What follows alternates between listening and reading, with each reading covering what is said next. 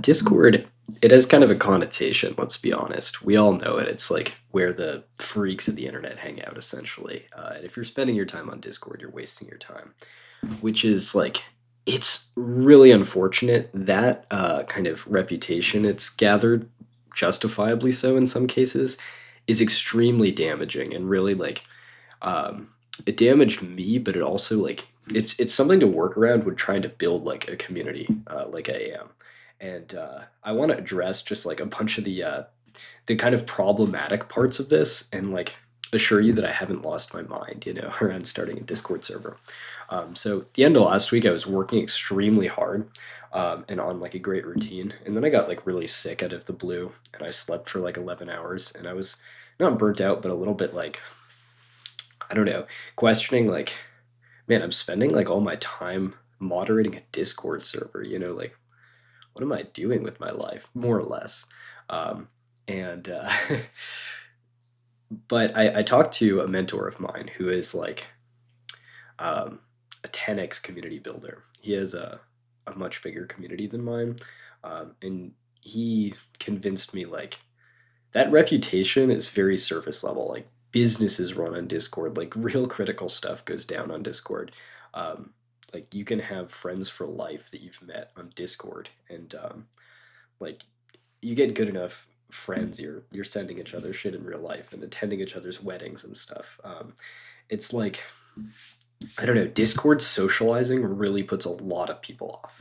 There are some people it doesn't bother at all, which is cool to see, and there are some people that are like really let the connotation, I don't know, get to them. And there's definitely like, so, like I spending literally all your time on the internet socializing is definitely like not that productive. Um, Even when the server is full of some very competent people, like there are also just a lot of people that like if you spend all your time in a free chat on a Discord, it's like, what are you doing with your life, Um, and also, like, just another thing that a lot of people brought up, it fries your attention span to be like socializing and context switching constantly. And this deserves a whole nother video, but I can feel like all the social media and stuff amusing myself to death. I can feel my attention span dropping. And I'm reading books. Oh, okay, that's a whole nother video. The topic of this is how my elbow, um, like the server, and yeah. So there's like a whole lot you can do actually to really make a server like very high quality and not Discordy, not chronically online, and make it actually worthwhile for the people in there. So in the last video, I was like, yeah, I should just schedule events, and that's what I'm gonna start doing, so that people know like this is a dedicated time I can get on, learn some actual useful stuff, and then I don't have to be spending all my time hanging out here. Um, Also, like just for my own, I don't know, for my own self, like I don't know, attaching all these negative connotations to Discord and like then looking at my trajectory, like I'm not doing well if I'm managing a Discord.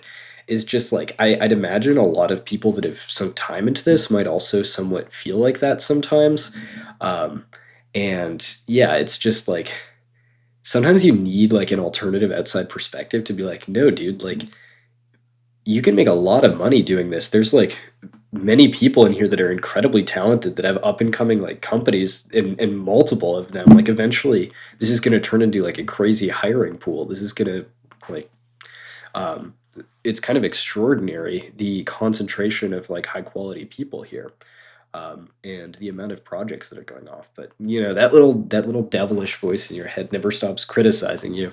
It's just how it goes. But yeah, there are a lot of other things that I've been doing as well, to like I've been just completely guessing at community building and stuff, and it really shows in a lot of ways. But I'm realizing that there's a whole art to it, and with like behavioral science, you can take it very, very seriously.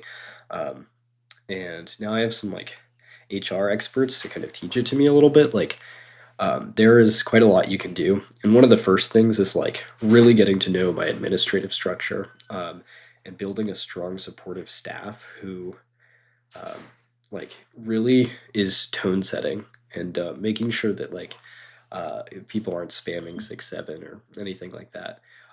But there's a whole kind of gradient, if that makes sense, between like behavior that'll outright get you banned, like just saying outrageous stuff like slurs, and then like just behavior that's like technically not ban worthy, but it's like just no one wants to be around this type of person. They're just like, I don't know. We had some instances of that with like real black pilled doomerism sometimes.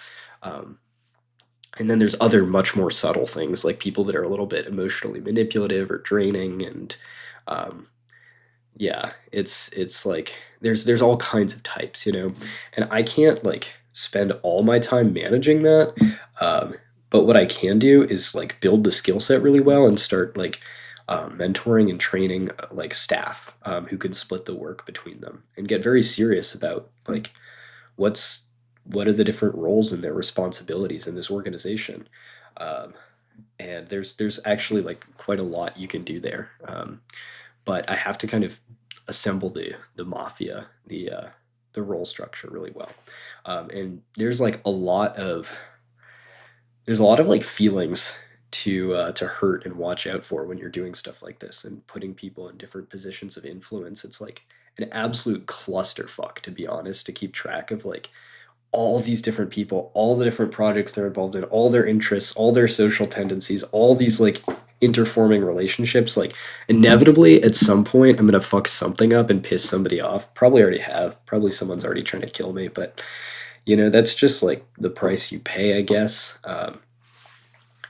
But yeah, I also like I have to be very deliberate in what behaviors like are promoted in the server, because like I gave a lot of the roles out early on just somewhat randomly to people I hadn't talked to very deeply, and now I'm like really examining each of the people and each of the different role structures, getting to know them, who they are, what their plans are in the future, and also like the role structures are very kind of loosey goosey at this point, and like I see lots of up and coming people who are really like setting the like Project Alk is a great example. He's absolutely killing it, um, and yeah, it's very cool to see.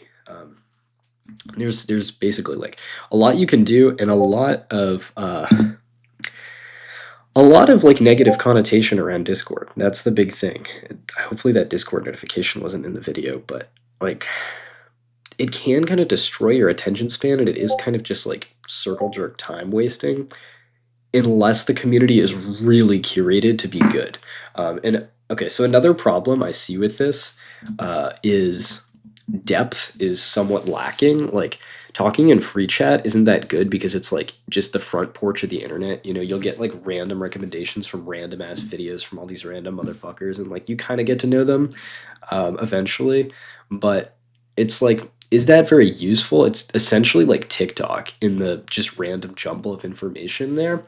And eventually, what will be much better is to have like dedicated kind of mentor slash lecture series on very specific topics, um, which is kind of started to form, but I've been very like, I'm not really sure what I'm doing towards making that forming, and now I'm starting to get more skills and more things in my toolbox so that I can like influence those kinds of things into being. So that would be much much better to have like multiple dedicated book clubs where you go deep and discuss like one topic for hours and hours, because like when you get talking with an expert on a subject, it is unreal how much you can learn versus where you're just like kind of trading random little surface level things with lots of people, and kind of hearing about what people are doing. Not super productive. um, Not that everything has to be productive, we're here to have fun too, but I think that's where like real value in this will come about. Like you can get all this surface level information all over the internet, but you want to show up to this community and have it be like just the streets are swept of any internet weirdos, and it's like it's just glowing and golden, and like you come in here and there's like 10 book clubs on like elite hard to find books, and you can everything will be sorted out and you can go find the XYZ expert on something and they'll help you out. And yeah, it'll be a well-oiled machine eventually. It's just like early days on the project, you know. And the Discord connotations, we're going to be fighting those for years. Eventually, if things get super dystopian, we could switch to XMPP, but that's like a massive operational shift, and I'm kind of at the use the right tool for the job stage of being a developer at this point.